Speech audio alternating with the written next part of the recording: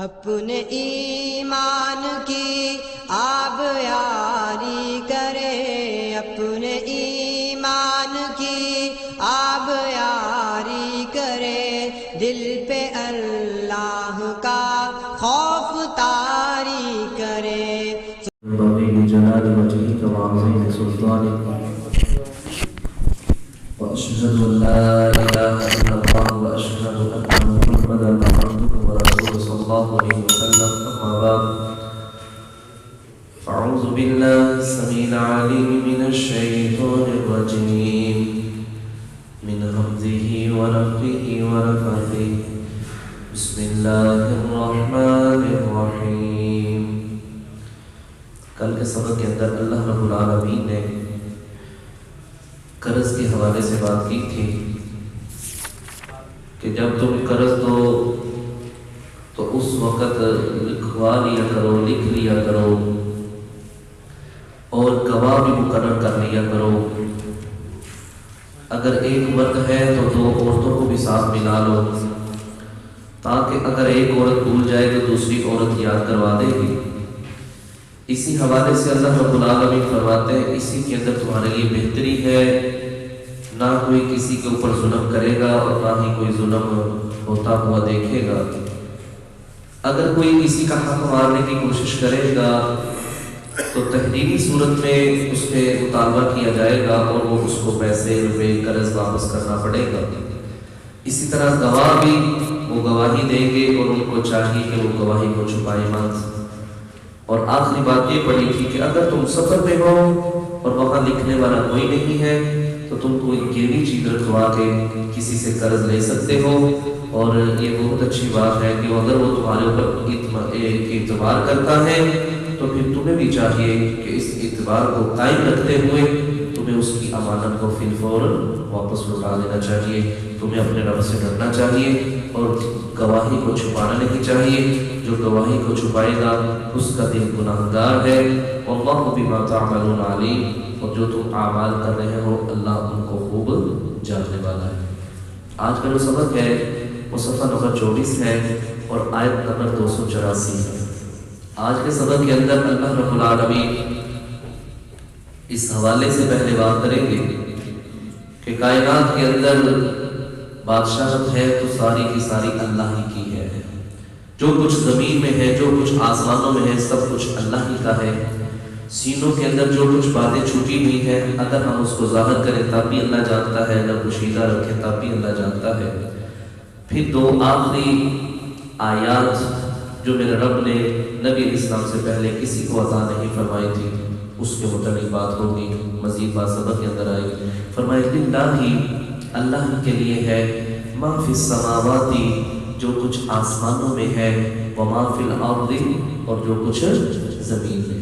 زمینوں کے اندر بھی جو کچھ ہے، آسمانوں میں بھی جو کچھ ہے، الغرض یہ کل کائنات کے اندر جو کچھ بھی ہے سب کچھ اللہ ہی کا ہے۔ اللہ نے ہی پیدا کیا ہے، اللہ ہی اس کا پالنے والا ہے، اللہ ہی اس کو بنانے والا ہے۔ دوسرے مقام پہ میرا رب کہتا ہے للہ ملک السماوات والارض، اللہ ہی زمین و آسمان کا بادشاہ ہے، اللہ ہی اس کائنات کو بنانے والا ہے، اللہ ہی اس کائنات کو چلانے والا ہے، اللہ ہی سارے معاملات حل کر رہا ہے۔ اسی لیے اسی کو تو عقیدہ توحید کہتے ہیں۔ جو یہ کہے کہ اللہ بھی کر رہا ہے، فلاں بھی کر رہا ہے، تو یہ شرک ہے، اور میرا رب شرک کو کبھی معاف نہیں کرے گا۔ شرک جیسی غلطی کو کبھی میرا رب درگزر نہیں کرے گا۔ اس لیے اپنے ذہن کے اندر یہ بات بٹھا لیجیے، عقیدہ توحید کو پختہ کر لیجیے کہ سب کچھ کرنے والی ذات اکیلا اللہ ہے، اس کائنات کو بنانے والی ذات اکیلی اللہ کی ذات ہے، اور پھر اس نظام کو چلانے والی ذات اکیلی اللہ کی ذات ہے۔ کائنات کے اندر اس کا کوئی ثانی نہیں ہے اور نہ ہی اس اللہ کا کوئی شریک ہے۔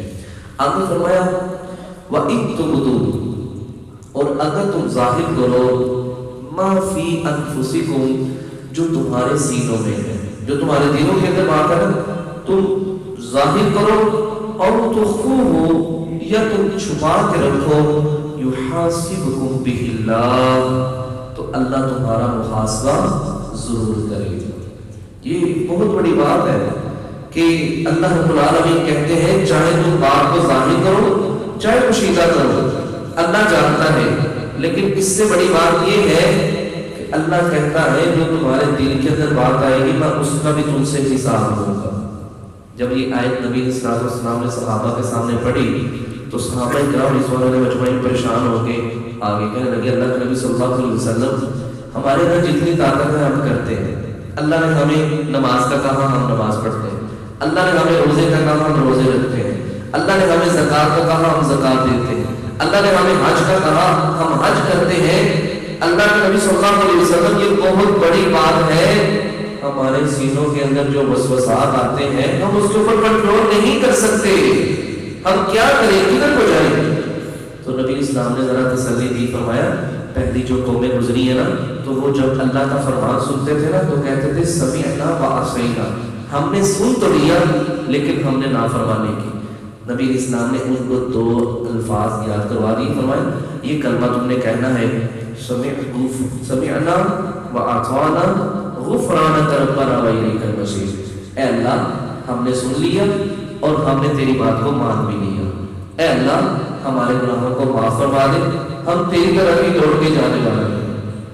یہ صحابہ کرام ذکر کر رہے تھے کہ اتنے میں اللہ رب العالمین نے امت پر رحم کرتے ہوئے اللہ نے ہمیشہ کے لیے یہ دو آیات اپنی نازل فرما دی۔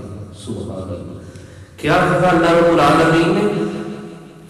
فرمایا فَيَغْفِرُ لِمَن يَشَاءُ، یہ پہلے پچھلی بات کو مکمل کر لیں۔ اللہ فرماتا ہے تم ظاہر کرو تاکہ اللہ جانتا ہے، پوشیدہ کرو تاکہ اللہ جانتا ہے، اور اللہ تم سے حساب بھی لے گا۔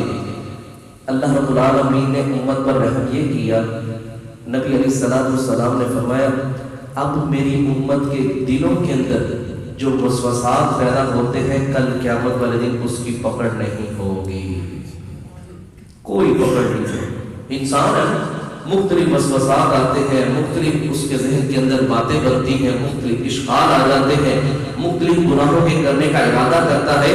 یہاں تک کہ نبی اسلام السلام نے فرمایا اللہ رب العالمین نے فرشتے کی ڈیوٹی لگا رکھی ہے کہ جب میرا بندہ گناہ کرنے کا ارادہ کرے نا تم نے اس کی غلطی کو نہیں لکھنا، یہاں تک کہ جب تک وہ عمل نہیں نہ کر لے گا تب تک تم نے اس کے گناہ کو نہیں لکھنا، اور اگر عمل کر بھی لیتا ہے تو ایک گناہ لکھنا ہے۔ اس کے اپوزٹ کیا ہے؟ فرمایا اگر میرا بندہ نیکی کرنے کا ارادہ کرتا ہے، ابھی اس نے نیکی کی نہیں، ارادہ کیا ہے، فرمایا اس کے لیے ایک نیکی لکھ لو، اور اگر میرا بندہ نیکی کر لے تو پھر تم نے اس کو ایک نہیں لکھنا بلکہ 10 گنا بڑھا کے لکھنا ہے۔ سبحان اللہ، اللہ کتنا اپنے بندے کے اوپر رحم کرتا ہے۔ فرمایا جو دل کے اندر وسوسات پیدا ہوتے ہیں اللہ رب العالمین نے کلی طور پہ ان کو معاف کر دیا ہے، اب میرا رب اس کا حساب نہیں لے گا۔ جب تک بندہ اس عمل کے اوپر کام نہیں کر لے گا یا اس سوچ کے اوپر عمل نہیں کر لے گا اس وقت تک میرا رب اس سے حساب نہیں لے گا۔ فرمایا فَيَغْفِرُ لِمَن يَشَاءُ، اللہ جو اس کو چاہتا ہے معاف کر دیتا ہے، وَيُعَذِّبُ مَن يَشَاءُ، اور وہ عذاب دیتا ہے جسے چاہتا ہے، وَاللَّهُ عَلَىٰ كُلِّ شَيْءٍ قَدِيرٌ، اور وہ ہر چیز کے اوپر قدرت رکھنے والا ہے، اللہ کو کوئی بھی پوچھنے والا نہیں۔ سبحان اللہ، اللہ کل قیامت والے دن جس کو چاہے گا اپنی رحمت سے معاف کرتا فرما دے گا، اور اللہ جس کو چاہے گا جہنم کے اندر تھوڑا عذاب دے کے اپنی سزا بھگت کے انسان جہنم سے نکلے گا اور ہمیشہ ہی جنت میں داخل ہو جائے گا۔ یہ میرے رب کی مرضی ہے، میرا رب قدرتوں کا مالک ہے، قادر مطلق ہے، وہ زمین و آسمان کا مالک ہے، جنت بھی اسی کی ہے اور جہنم بھی اسی کی ہے، ہم بھی اسی کے ہیں۔ جس طرح ہمارا رب ہمارے لیے بہتر سمجھے گا ہمارے لیے وہی فیصلہ فرما دے گا۔ اگلی جو 2 آیات ہیں، اللہ اکبر، نبی صلی اللہ علیہ وسلم بیٹھے ہوئے تھے، حضرت عبداللہ بن عباس فرماتے ہیں کہ نبی اسلام کے بعد جبرائیل امین بھی بیٹھے ہوئے تھے، اچانک آسمان سے بڑی زوردار آواز آئی تو جبرائیل کہنے لگے اللہ کے رسول صلی اللہ علیہ وسلم آپ کو پتہ ہے کس طرح کی آواز ہے؟ فرمایا تم بہتر جانتے، مجھے کیا پتہ ہے؟ کہنے لگے اللہ کے نبی صلی اللہ علیہ وسلم یہ آسمان پر ایک دروازہ ہے جو آج سے پہلے کبھی نہیں کھلا، اور اس دروازے سے ایک فرشتہ نازل ہونے لگا ہے جو کبھی بھی اس دنیا کے اندر نہیں آیا، جو آج سے پہلے کبھی بھی اس دنیا میں نہیں آیا۔ وہ فرشتہ آیا، اس نے نبی اسلام کو آ کے پیغام دیا، اللہ رب العالمین نے آپ کو دو نور دیے ہیں، ایک سورۃ الفاتحہ اور دوسرا سورۃ البقرہ کی دو آخری آیات۔ اللہ کے نبی صلی اللہ علیہ وسلم آپ سے پہلے جتنے بھی نبی آئے ہیں اللہ نے کسی کو یہ دو نور عطا نہیں فرمائے، لہذا آپ جس جس لفظ پر جو کچھ کلمات کہیں گے، جو بھی ان آیات کے اندر اللہ نے حکم دیا ہے یا جو یہ دعائیں ہیں آپ پڑھیں گے، مانگیں گے، اللہ رب العالمین آپ کو وہ سب کچھ عطا فرما دے گا۔ دوسری بات، نبی علیہ الصلوۃ والسلام معراج کی رات جب آسمانوں کی سیر کرنے کے لیے گئے تھے تو وہاں رب العالمین نے نبی اسلام کو 3 تحفے عطا فرمائے تھے، ایک 5 نمازوں کا، دوسرا یہ سورۃ البقرہ کی 2 آخری آیات، اور نمبر 3 نبی علیہ السلام کو یہ خوشخبری دی تھی جو بندہ بھی اس دنیا کے اندر اس حالت میں فوت ہوا کہ وہ اللہ کے ساتھ شرک نہیں کرتا تھا، اللہ رب العالمین اس کو ضرور معاف فرما کے جنت میں ضرور داخلہ عطا فرمائے گا۔ اللہ سے دعا کیجیے اللہ ہم سب کو شرک جیسی لعنت سے محفوظ فرمائے۔ ان 2 آیات کی صرف فضیلت یہاں تک سن لیجیے کہ نبی علیہ السلام نے فرمایا جو بندہ ان 2 آیات کی رات کے وقت تلاوت کرتا ہے ساری رات کے لیے یہ 2 آیتیں اس انسان کے لیے کافی ہو جاتی ہیں۔ اللہ، یہ چھوٹی بات نہیں، ہر لحاظ سے یہ دونوں آیات اس کے لیے کافی ہو جاتی ہیں، شیطان کے شر سے بچنے کے لحاظ سے، انسان کے شر سے بچنے کے لحاظ سے، موذی جانوروں کے شر سے بچنے کے لحاظ سے، جادوگر سے بچنے کے لحاظ سے، نظر باز سے بچنے کے لحاظ سے، حاسدین کے حسد سے بچنے کے لحاظ سے، کوئی بھی الغرض کوئی بھی انسان کو تکلیف پہنچانے والی چیز ہے، جب بندہ یہ 2 آیات کی تلاوت کر لے گا تو ساری رات ان 2 آیاتوں سے کوئی چیز اسے نقصان نہیں پہنچائے گی، یہ اس کے لیے کافی ہو جائے گی۔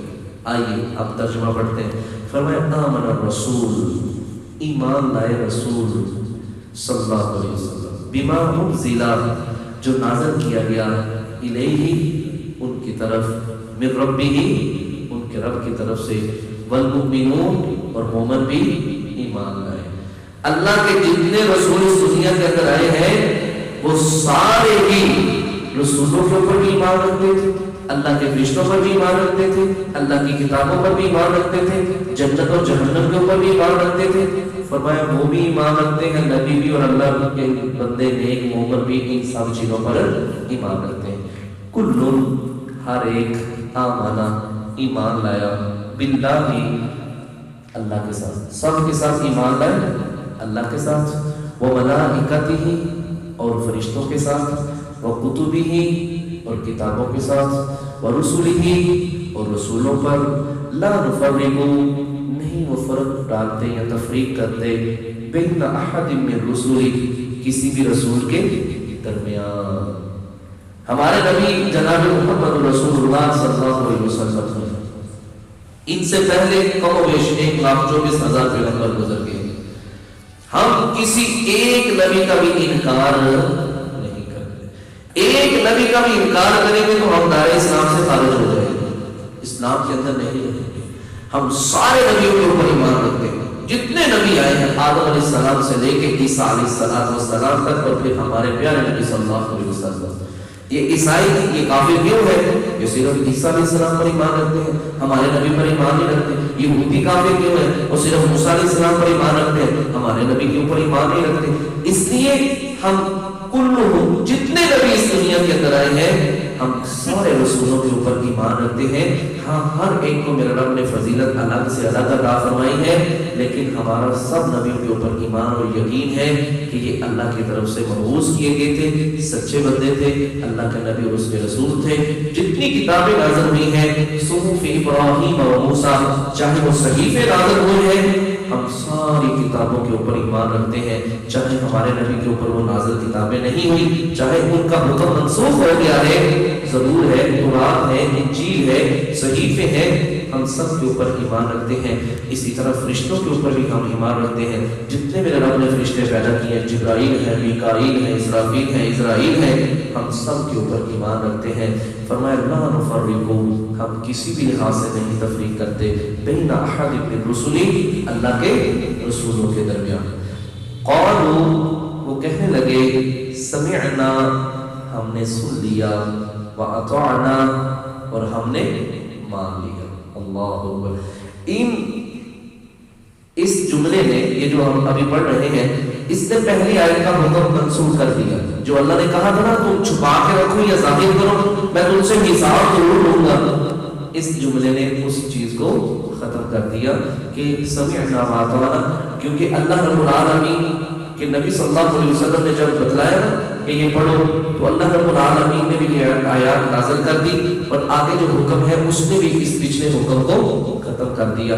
فرمایا وقالوا سمعنا، وہ کہتے ہیں ہم نے سن لیا، واطعنا اور ہم نے مان لیا، غفرانک بخش دے اے اللہ ہمیں، ربنا اے ہمارے رب، والیک المصیر اور ہمارا تیری طرف ہی لوٹنا ہے. اب یہ جو جملے آگے آ رہے ہیں یہ سارے اس پچھلی بات کو منسوخ کر دیا ہے، ختم کر دیا. کس لحاظ سے؟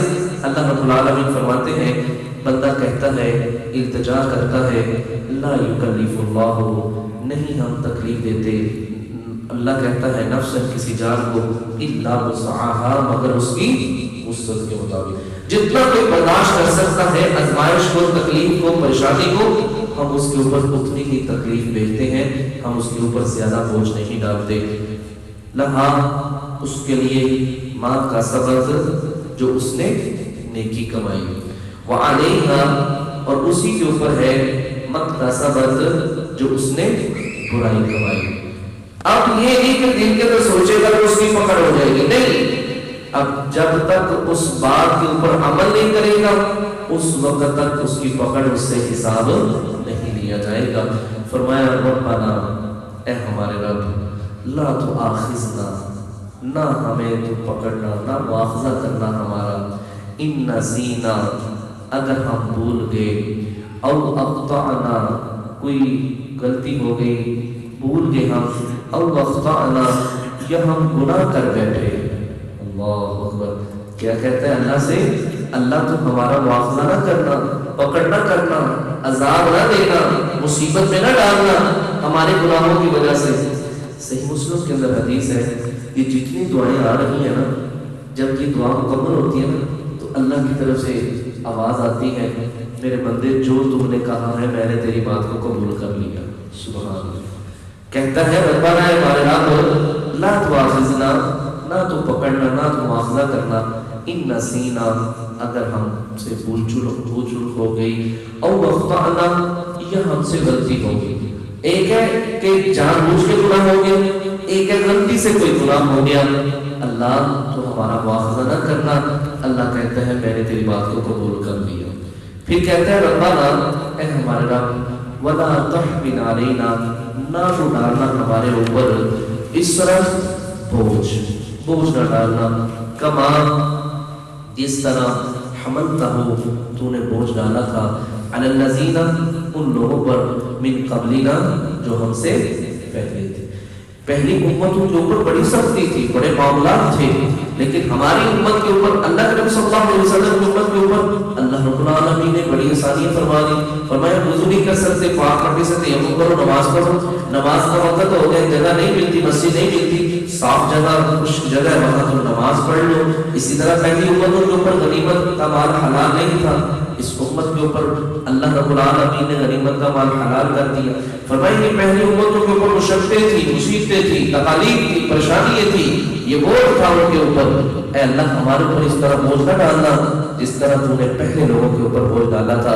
اللہ کہتا ہے میں نے تیری اس بات کو بھی قبول کر لیا. پھر کہتا ہے ربنا، اے ہمارے رب، ولا تحملنا، نہ تو بوجھ ڈالنا، ما لا طاقت لنا بہ، ایسا بوجھ جس کو ہم اٹھانے کے قابل ہی نہ ہوں. اللہ اکبر. اے اللہ ایسی مصیبت میں نہ ڈالنا، ایسے فتنے میں مبتلا نہ کرنا جس کو ہم برداشت نہ کر سکے، جس سے ہم اپنے آپ کو بھی ختم کر دیں. کہ لوگ خودکشی کرتے ہیں، بے بس ہو جاتے ہیں، ان کا کوئی چکر نہیں چلتا، کوئی ایسا معاملہ یا مسائل نہیں ہوتے، پریشان ہو جاتے ہیں. اللہ ایسا بوجھ نہ ڈالنا جس کو ہم اٹھا ہی نہ سکے. اللہ ہمارے اوپر ایسی مصیبت بھی نہ ڈالنا جس کو ہم برداشت نہ کر سکے. ایسی بیماری نہ لے کے آنا اللہ جس کو ہم برداشت نہ کر سکے. ایسا فتنے کے اندر مبتلا نہ کرنا جس سے ہم بے صبری کا مظاہرہ کریں. ولا تحملنا، نہ ہمارے اوپر ڈالنا، ما لا طاقت لنا به، ایسا بوجھ جو ہم اٹھا نہ سکیں۔ نبی علیہ السلام نے فرمایا جب بندہ یہ بات کہتا ہے آسمان سے آواز آتی ہے میرے بندے جو تو نے کہا تھا میں نے تیری دعوت کو قبول کر لیا، سبحان اللہ۔ پھر کہتا ہے واہ فرما، اے اللہ انسان ہونے کے ناطے غلطی ہو گئی، درگزر فرما، واغفر لنا، اللہ بخش دے، معاف کر دے، صغیرہ بھی کیے ہیں کبیرہ بھی کیے ہیں، تجھ سے کوئی بات مخفی نہیں ہے۔ اللہ نے دیکھے شروع کے اندر ہی بات ختم کر دی تھی نا کہ تم ظاہر کرو چاہے پوشیدہ کرو، اللہ سے کوئی بھی بات چھپی نہیں ہے۔ تو بندہ کہتا ہے اللہ تو ہی جانتا ہے سب کچھ، چھوٹے گناہ کو بھی جانتا ہے، ظاہر کو بھی جانتا ہے، پوشیدہ کو بھی جانتا ہے، اللہ تیرے سامنے جو کیے ہیں لوگوں سے ہٹ کے جو کیے ہیں سب کچھ جانتا ہے۔ اللہ درگزر فرما، واغفر لنا، بخش دے، ورحمنا، اے اللہ ہمارے حال پہ رحم فرما۔ اللہ اکبر، انت مولانا، اللہ تیرا گھر چھوڑ کے جائے کہاں؟ تو ہی تو ہمارا خالق اور مالک ہے، تو ہی ہمارا خالصان ہے، تو ہی ہمیں پیدا کرنے والا ہے، تو ہی ہماری رہنمائی کرنے والا ہے۔ تو خود کہتا ہے مجھ سے مانگو، انت مولانا، اے رب کریم تو ہی میرا مولا ہے، تو ہی میرا خالصان ہے، میں تیرے اوپر ہی توکل کرتا ہوں، تجھ سے امیدیں مبذلہ کرتا ہوں۔ فانصرنا علی القوم الکافرین، اے اللہ ہم سب کی کافروں کے خلاف اللہ ہم سب کی مدد فرما، آمین۔ تو یہ تھا میرے بھائی آج کا سبق جس کے اندر اللہ رب العالمین نے سورۃ البقرہ اس کا اختتام بھی ہوا، اور ساتھ اللہ رب العالمین نے ہمیں یہ بھی خبر دی ہے کہ تم چاہے پوشیدہ کرو چاہے ظاہر کرو، اللہ ہر بات کو علم رکھنے والا ہے، ہر بات کو جاننے والا ہے، اور اللہ ہی کی ملکیت ہے زمین و آسمان میں جو کچھ ہے۔ اور پھر آخری دو آیات کی فضیلت یہ ہے جو رات کو یہ بندہ پڑھ لیتا ہے، اللہ رب العالمین ان دو آیات کی وجہ سے ہر چیز اس کے لیے کافی ہو جاتی ہے، یہ دو آیات ہی اس کے لیے کافی ہو جاتی ہیں۔ اس لیے میرے بھائیوں آج سے ہم نے انشاءاللہ ان دو آیات کی ضرور مغرب کے بعد ہم نے ضرور انشاءاللہ اس کی تلاوت کرنی ہے، اور انشاءاللہ ہمیں یہ فضیلت ضرور میسر آئے گی۔ اور اسی لحاظ سے الحمدللہ ہماری سورۃ البقرہ مکمل ہو گئی، جس کے متعلق پیارے نبی صلی اللہ علیہ وسلم نے فرمایا جس گھر کے اندر سورۃ البقرہ پڑھی جائے اس گھر سے شیطان بھاگ جاتا ہے، اور کل قیامت والے دن یہ سورۃ البقرہ یہ انسان کے حق میں سفارش کرے گی، اور اللہ اس کی سفارش کو قبول فرمائے گا۔ اللہ سے دعا کیجیے رب العالمین ہم سب کو قرآن پڑھنے، اس کو سمجھنے، اس کے اوپر عمل کرنے کے اللہ ہم سب کو توفیق عطا فرمائے، آمین۔ سبحانک اللہم و بحمدک، اشہد ان لا الہ الا انت، استغفرک